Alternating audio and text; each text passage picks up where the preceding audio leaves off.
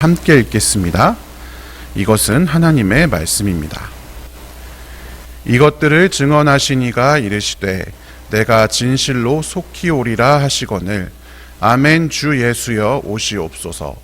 주 예수의 은혜가 모든 자들에게 있을지어다. 아멘. 오늘은 마라나타라는 제목으로 하나님의 말씀을 함께 나누겠습니다. 요한계시록 앞에 말씀드렸다시피 오늘이 마지막 시간입니다. 우리는 지금까지 계시록을 미래의 어느 시점에 일어날 구체적인 일에 대해서 쓰여진 글로 이해를 해왔습니다. 그러나 이 요한계시록 강해를 함께 나누면서 계시록은 예수 그리스도께서 이 땅에 오신 직후부터 다시 오실 때까지 그 사이에 일어나는 여러 가지 일들을 그저 그려낸 글이다. 이미 시작된 하나님 나라, 그러나 아직 완성되지 않은 하나님 나라에 살고 있는 백성들이 겪고 있는 혹은 겪게 될 일들에 대해서 이야기하고 있는 책이었습니다. 그때 당시에 로마 제국의 압제에 있던 여러 교회들, 그리고 오늘날 아직 예수님이 오지 않은 시대에 살고 있는 우리들에게 그 가운데 우리의 신앙을 흔들고자 하는 여러 사단의 유혹과 협박과 또 여러 가지 일들로부터 우리를 지키고 우리 스스로를 지키고 또 우리가 견뎌내어 최종 승리에 이르게 하도록 힘을 주는 책이 이 책이지, 미래의 어느 시점에 일어난 일을 맞추어서 그 임박할 고난을 피하는 것이 목적인 책이 아니다라는 것을 이제는 분명히 아셨을 것입니다. 어린 양의 십자가의 순종으로 시작된 하나님 나라는 예수님께서 가장 낮은 곳에 오셔서 십자가에 달리심으로써 시작되었죠. 그분만이 가져올 수 있는 새로운 평화의 전쟁이 시작되었습니다. 히브리서 10장 19절에서 20절을 살펴보면 우리가 예수의 피를 힘입어서 지성소에 들어가게 되었다. 예수께서는 휘장을 뚫고 우리에게 새로운 살 길을 열어주셨다. 그 휘장은 그의 육체이다 라고 말하고 있습니다. 예수님께서 이 땅에 오셔서 십자가에 달려 돌아가시는 순간 성전 지성소를 막고 있던, 그러니까 하나님과 우리 사이를 막고 있던 바로 그 휘장이 갈라지면서 우리는 담대하게 지성소에 들어가 하나님을 만날 수 있게 되었습니다. 우리에게 새로운 살 길이 열리게 되었습니다. 그것은 우리가, 죄인이었던 우리가 이제는 흰말 타고 오시는 예수님 옆에 흰 세마포 옷을 입고 서 있을 수 있게 되었다라는 것을 의미합니다. 우리는 예수님과 같은 편이 되었습니다. 예수님의 은혜로. 그러나 아직 이 흰말 타고 오시는 예수님이 이 땅에 다시 오시지 않으셨습니다. 그래서 사단은 어떻게든지 그 시간을 늦춰보고자, 혹은 그 시간 안에서 뭔가 속여보고자 예정된 패배에 앞서서 발악을 하고 있는 중입니다. 그래서 예수님과 같은 편 성도들을 어떻게든 미혹합니다. 세상이 아직 예수님의 승리가 선언되지 않은 것처럼, 하나님 나라가 전혀 시작되지도 않은 것처럼 속이려 듭니다. 그래서 위협하기도 하고 협박하기도 하고 유혹하기도 합니다. 심지어 죽이기도 하죠. 이런 개인적인 차원뿐만이 아닙니다. 한 명의 개인으로서는 어떻게 해볼 수 없을 것만 같은 거대한 부조리한 사회 구조를 끊임없이 만들어내면서 그 안에 살아가고 있는 성도들이 그것에 대항하지 못하도록 만듭니다. 특히 돈이라고 하는 보암직하고 먹음직하고 탐스러운 것, 그리고 이 돈의 특성은 얼마든지 더 보암직하고 먹음직하고 더 탐스러운 것으로 바꿀 수 있는 이 돈이라는 것을 통해서 사람들을 아주 옥죄어 가고 있습니다. 제가 예전에 666이라는 설교를 드린 적이 있는데요. 666의 숫자에 대한 의미를 설명했던, 그때 이 짐승의 표를 이마에 찍고 다니는 이 666이라는 존재, 그 존재가 솔로몬이 그 이스라엘 백성들을 수탈한 그 돈이라고 말씀을 드렸잖아요. 그런데 이 존재가 하고 다니는 일 중에 재밌는 일이 바로 짐승의 이름 표가 찍힌 사람이 아니면 아무도 팔거나 사거나 할 수 없도록, 그러니까 경제활동, 돈을 벌 수도 없고 돈으로 뭘 살 수도 없도록 하는 그런 일들을 합니다. 그러니까 돈으로 사람들을 유혹하기도 하면서 돈으로 사람들을 옥죄기도 하죠. 돈 때문에 누군가를 원망하고 누군가를 죽이기도 하고 누군가를 다치게도 합니다. 돈뿐만이 아닙니다. 때로는 하나님만 일으킬 것 같은 기적을 일으키기도 합니다. 어떻게 저런 일이 가능하지? 나도 저렇게 되고 싶다. 여러 무슨 성공 신화들 세상에 너무나 많잖아요. 그런 일들을 일으키는 사람을 쫓아서 그것이 하나님의 뜻이든 하나님의 길이든 아니든 상관없이 그 길대로 가게 하려고 여러 성공 신화들을 만들어냅니다. 그리고 어떠한 존재를 우상처럼 떠받들도록 하기도 합니다. 요한계시록 13장 15절의 내용을 살펴보면 짐승의 우상에게 생기를 넣는다, 말을 하게 하기도 한다라고 되어 있지만 그것이 갖고 있는 숨은 뜻은 그것이 우상이라는 것이 때로는 생기도 있고 말을 하는, 그러니까 쉽게 말하면 사람 같은 존재다라는 거죠. 어떤 사람을 우상으로 섬기기도 합니다. 그리고 또한 어떤 가치라든지 어떤 물건이라든지 그런 것들을 우상처럼 하나님보다 더 중요하게 떠받들도록 하기도 합니다. 그러나 요한계시록의 무수한 심판 기사들을 통해서 이 짐승들은 심판을 받는다라고 이 사도 요한이 말하고 있습니다. 그리고 예수님이 다시 오시는 그날에 완성된 새 하늘과 새 땅, 새 예루살렘이 이 땅에 내려오게 됩니다. 임마누엘 하나님이 늘 함께 계시는 그곳, 온갖 휘황찬란한 보석으로 장식되어 있는 것으로 묘사가 되는 그 하나님 나라가 우리 삶에 찾아오는 것입니다. 이 땅을 지금 우리가 둘러보면 죽음과 죄와 아픔과 고통으로 가득 차 있는 것처럼 보이지만, 그래서 하나님이 정말 함께 계시는지 알기가 어려웠던 세상 가운데 우리가 살고 있지만 그 세상 한가운데로 하나님 나라가 쳐들어옵니다. 모든 것들이 변화됩니다. 우리의 눈에 보이는 것은 그대로인 것처럼 보일 수 있지만 그 안에 죽음과 죄와 아픔과 고통이 사라집니다. 누구나 다 하나님이 우리와 항상 함께 계시구나 느끼게 됩니다. 처음 하나님이 세상을 지으셨던 때처럼 보시기에 좋았더라, 아름답고 선한 모습으로 우리도 그리고 세상의 모든 피조물도 새롭게 바뀌어집니다. 이것이 여러분 요한계시록이 예언하고 있는 내용입니다. 그런데 우리가 여기에서 생각해 볼 것이 하나 있습니다. 이 계시록에 지금까지 말씀드린 스토리 안에서 나는 어디에 있는가 하는 것입니다.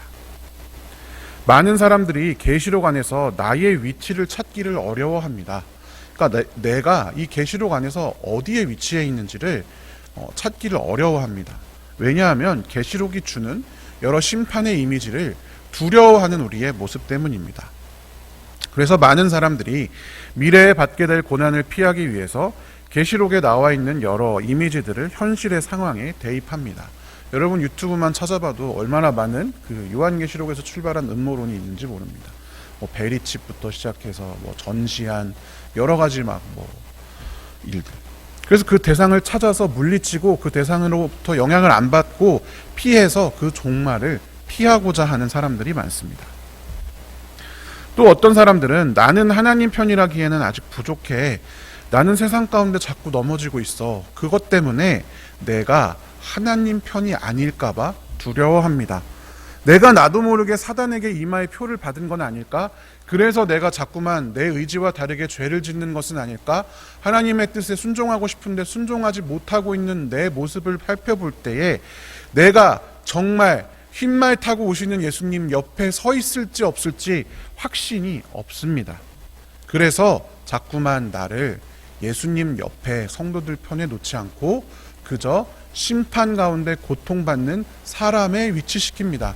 그래서 요한계시록의 심판의 이미지들을 무서워하고 두려워하고 피하려 하는 것이죠. 그러나 시편 기자는 분명히 이렇게 이야기합니다. 구원은 주님께만 있다. 이것은 구원에 있어서 인간의 역할은 없다라는 것을 의미합니다.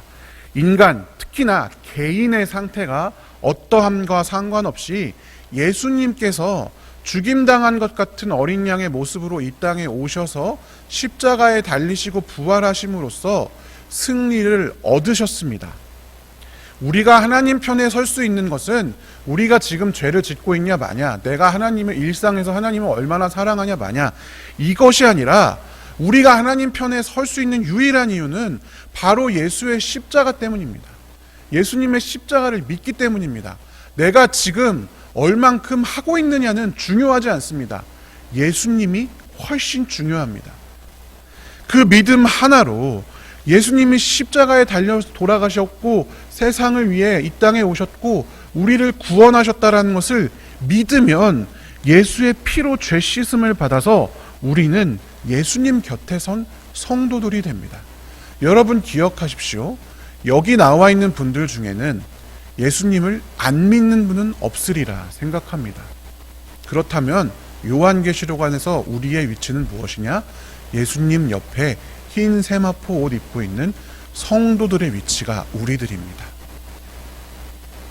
두려워하지 마십시오. 예수의 십자가를 온전히 붙드는 자들에게는 승리가 예정되어 있습니다. 아까 말씀드렸다시피 어떤 사람들은 종말에 일어난 심판을 무서워하는데요. 그 이유를 저는 예전에 요한계시록 읽으면서 뭐 때문에 무서웠냐면 지금 내가 엄마 아빠랑 행복하게 살고 있는데 즐겁게 살고 있고 지금 이 삶이 너무 좋은데 이 삶, 이 평온한 일상들이 종말이 오면 무너질까 봐 두려워합니다. 그래서 아마도 제 생각에는 자꾸만 우리가 적그리스도를 찾아내려 애쓰거나 요한계시록의 이미지를 잘못 해석해서 자꾸 어떤 존재를 대입하거나 그 시점을 찾으려거나 막 하면서 누군가를 우리의 적으로 만들려는 시도들을 하는데 이 시도들이 바로 여기에서 기인하지 않나 생각합니다. 적들을 찾아내는 행동을 통해서 나는 하나님의 편임을 분명히 하면서 동시에 임박한 그 종말에서 어떻게든 좀 피해보고자 하는, 그러나 기본적으로 성경은 그날과 그때를 아무도 모른다, 하늘에 있는 천사와 심지어 예수님도 모른다라고 선언하고 있습니다. 그뿐 아니라 계시록에서는 분명히 이렇게 밝히고 있죠. 요한계시록 22장 18절부터 19절까지 같이 한번 읽어보겠습니다. 나는 이 책에 기록한 예언의 말씀을 듣는 모든 사람에게 증언합니다. 누구든지 여기에 무엇을 덧붙이면 하나님께서 그에게 이 책에 기록한 재앙들을 덧붙이실 것이요, 또 누구든지 이 예언의 책에 기록한 말씀에서 무엇을 없애버리면 하나님께서 이 책에 기록한 생명나무와 그 거룩한 도성에서 그가 누릴 몫을 없애버리실 것입니다. 아멘. 여러분, 이 이야기는 무엇을 의미할까요? 우리가 설령 요한계시록에 나오는 짐승이나 음녀나 이런 존재들이 어떤 특정한 존재를 가리킨다 하더라도 그 존재를 알아내서 없애도 그 심판이 일어나는 일을 피할 수가 없습니다. 왜냐하면 요한계시록에 기록한 예언의 말씀이 1.1획도 없어지면 안 되는 것이다 라고 분명히 요한계시록에서 말씀하고 있기 때문입니다. 요한계시록에 말씀하는 심판의 일은, 그리고 요한계시록이 말하는 성도들의 삶은 반드시 이루어지는 것입니다. 때로는 이렇게 이야기하기도 합니다. 우리가 존재를 찾으려고 하는 것은, 그런 적을 우리가 물리치려고 하는 것은 그냥 내가 무서워서가 아니야. 예수님 편이 되어서 물리쳐야지. 예수님보다 먼저 앞서가서 그 나쁜 놈들 다 없애버려야지. 그래서 세상을 깨끗하게 하고 아무 죄도 없는 그 좋은 곳으로 예수님을 모셔야지. 우리가 승리해야지. 이렇게 이야기합니다. 그러나 제가 새벽에 평화의 전쟁이라는 제목의 설교에서도 말씀드렸지만 그 전쟁은 우리 몫이 아닙니다. 요한계시록에는 분명히 이 성도들이 앞장서서 전쟁에 참여하는 것이 아니라 예수님이 앞장서서 전투하시는 것으로 기록되어 있습니다. 사실 전투가 아니죠. 예수님은 피 흘린 옷을 입고 이 땅에 오셔서 그저 모두를 멸망으로 만드시는, 선언하시는 역할을 하십니다.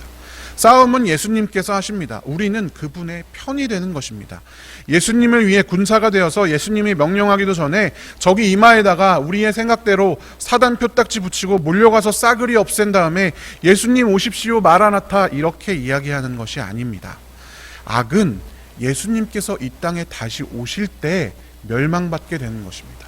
그리고 우리는 그 과정에서 저번 시간에 말씀드렸다시피, 토요일에 말씀드렸다시피 성도들이 죄악 가득한 세상에서 세상이 멸망할 때 우리 주변의 이웃들이기 때문에, 우리가 거주하는 상황이기 때문에 영향받을 수밖에 없으므로, 그리고 세상의 죄가 관영한 이 지금 순간에 성도들로 살아가는 게 너무나 어렵기 때문에 마라나타, 주님 다시 오시옵소서, 주여 오셔서 얼른 이 세상의 악을 끝장내 주십시오 외치는 것이지, 우리가 먼저 가서 다 싸그리 없애고 예수님 이제 다 됐으니까 오십시오 하는 게 아니다라는 것입니다. 그래서 구원은 하나님께 있다라고 우리가 고백하는 것이죠. 그렇다면 여기서 한 가지 질문이 생깁니다. 우리의 역할은 그럼 무엇인가? 내 위치가 예수님, 흰말 타고 오시는 예수님 옆에 흰 옷 입은 성도들이라는 것은 알았는데, 그러면 예수님이 싸우신다면 우리는 뭘 해야 하는가? 우리는 어떤 일상을 살아야 하는가? 오늘 요한계시록 22장에는 이런 구절이 있습니다. 앞에 같이 한번 읽어보겠습니다. 생명나무에 이르는 권리를 차지하려고, 그리고 성문으로 해서 도성에 들어가려고 자기 겉옷을 깨끗이 빠는 사람은 복이 있다. 개들과 마술쟁이들과 음행하는 자들과 살인자들과 우상 숭배자들과 거짓을 사랑하고 행하는 자는 다 바깥에 남아있게 될 것이다. 아멘.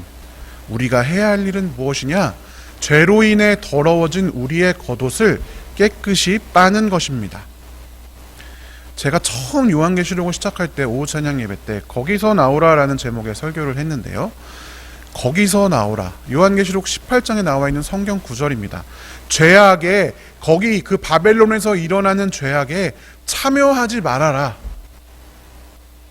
바벨론을 물리쳐라 라고 얘기하시는 것이 아니라 바벨론에 일어나는 죄악에 참여하지 말고 거기서 나오라라고 예수님께서 말씀하고 계십니다.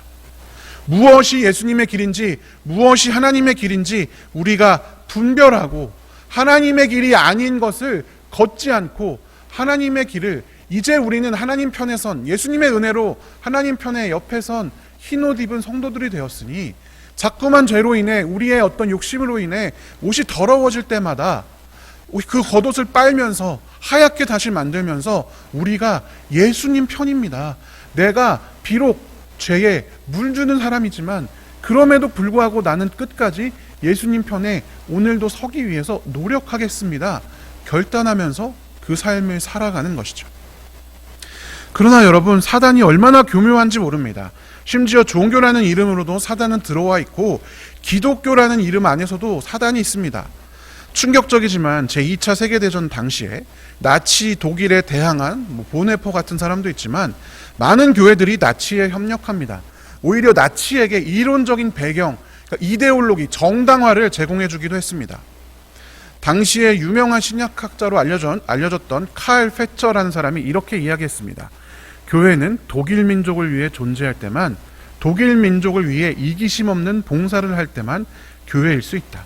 새로운 국가는 교회이고자 한다. 국가를 종교와 동일시하는 데 이데올로기를 제공합니다. 그래서 국가의 지도자가 악을 행하는 일에 눈을 감고 있었습니다. 그리고 나치는 우리가 잘 알듯이 600만 명의 유대인을 학살하는 비극을 일으켰습니다. 로마 시대도, 여러분, 이때 당시인 로마 시대도 마찬가지입니다. 국가를 위한 종교가 존재했습니다. 종교는 국가에 대한 자부심을 위한 도구로 쓰여졌습니다. 여러분, 오늘날에도 마찬가지입니다. 그게 국가가 되었든지 교회가 되었든지 개인이 되었든지 성경이 말하는 예수님을 따르는 일에 대한 자부심, 기쁨보다 더 큰 자부심, 더 큰 기쁨이 국가, 교회, 개인, 그들의 목적을 성취하는 데 있다면 그것은 어긋난 것입니다. 아무리 그게 기독교의 이름을 달고 있다 하더라도, 하나님의 이름을 달고 있다 하더라도, 제가 말씀드렸잖아요. 666, 777보다 한 끗 부족한 가짜, 그러나 거의 대부분 비슷해 보인다고 말씀드렸잖아요. 그게 진짜 우리가 성경에서 말하는 예수님을 따르는 일과 예수님의 방식과 어긋나 있다면 그 사람이 아무리, 혹은 그 대상이, 그 교회와 국가가 아무리 우리가 보기에 좋아 보이고 좋아 보여야 한다라고 믿고 있다 할지라도 분명히 아닌 건 아닌 것이다 말할 수 있어야 하는 것입니다. 로마 제국에서 노예와 여성과 아동을 보호하려고 애쓴 거의 유일무이한 존재가 바로 초기의 기독교인들입니다. 그러나 오늘날 교회가 사회적인 약자들이 겪는 착취, 여성과 아동들이 겪는 폭력과 차별, 혹은 정치적인 여러 가지 불안, 문제들, 그런 것을 주장하면 시끄럽게 한다, 평화를 흐트린다, 기도나 해라, 이런 이야기가 많이 나옵니다. 환경이 파괴되어 가고 있는데 그거 그냥 바라만 보고 있습니다. 여러분, 우리 집이 불나고 있어서 불이 나서 불타고 있으면 누가 와서 여러분에게 기도나 해라, 자꾸 시끄럽게 동네 시끄럽게 119에 신고하지 말고 기도나 해라 라고 말한다면 그것이 맞는 말이겠습니까?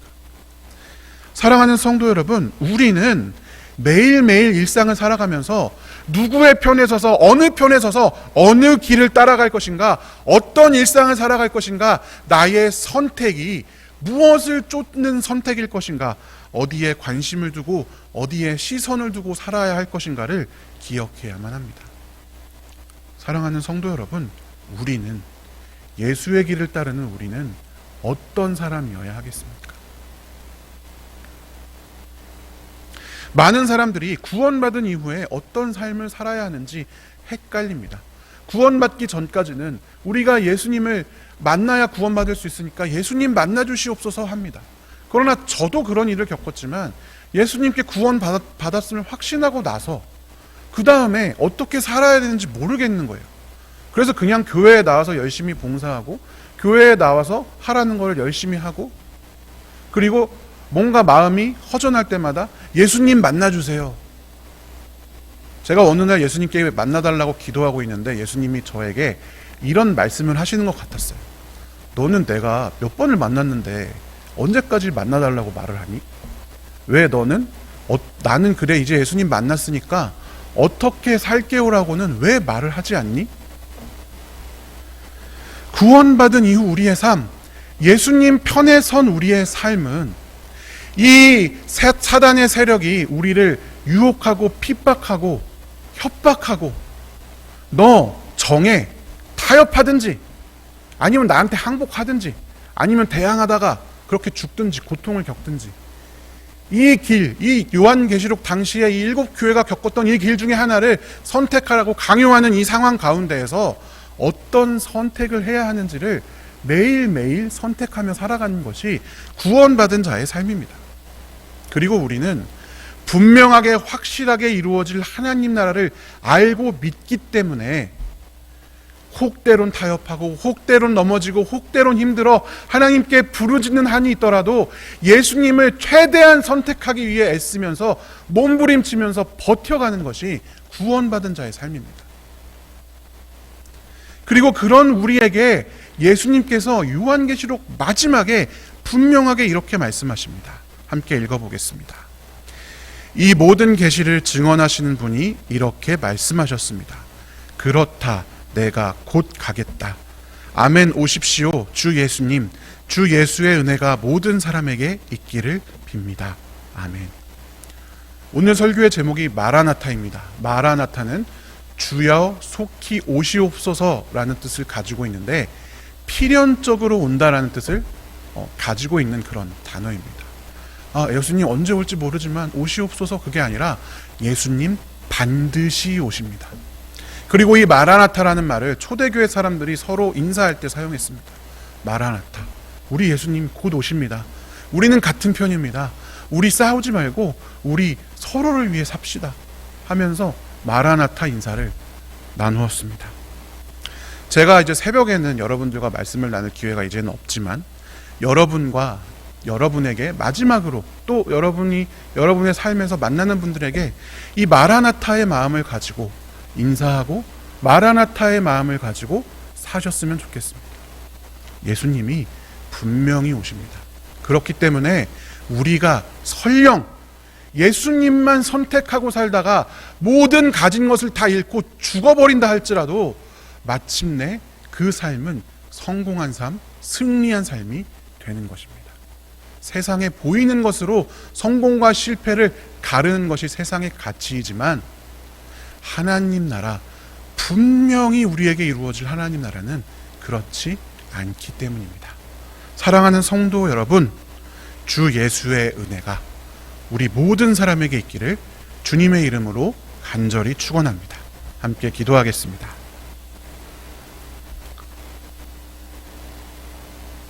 살아계신 하나님 아버지,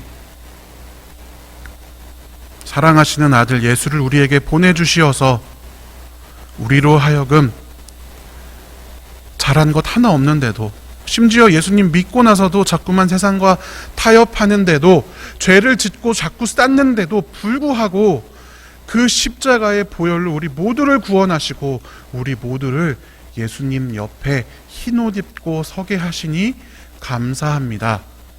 하나님, 이제 우리가 다른 것 아니라 예수의 길을 따르길 원합니다. 내가 너희를 사랑한 것 같이 너희도 서로 사랑하라 라고 말씀하신 그 사랑의 길, 힘과 폭력과 총과 칼로 세상을 지배하는 것이 아니라 그저 묵묵히 폭력을 감내함으로 십자가에 달려 돌아가심으로 사랑을 완성시키셨던 그 예수 그리스도의 그 길을 따라 살아가는 우리가 되길 원합니다. 우리의 매일의 일상에서 때론 넘어지고 때론 힘들고 때론 고통 가운데 소리도 못 내서 그저 신음만 하고 있는 상황이 된다 할지라도 우리가 할 수 있는 한 최선을 다해 예수님을 따르는 길을 선택하는 성도들, 거룩한 길을 걸어가는 그 귀한 성도들 될 수 있도록 주님 우리와 함께하여 주시옵소서. 매일 새벽제다에 나와 기도하는 이 귀한 손길들을 주여 기억하여 주시고 이들의 기도를 통해, 이들의 삶을 통해, 이들의 순간의 선택을 통해 이들의 주변에 하나님 나라를 이루어 주시옵소서. 감사드리며 살아계신 예수 그리스도의 이름으로 기도드립니다. 아멘. 우리 주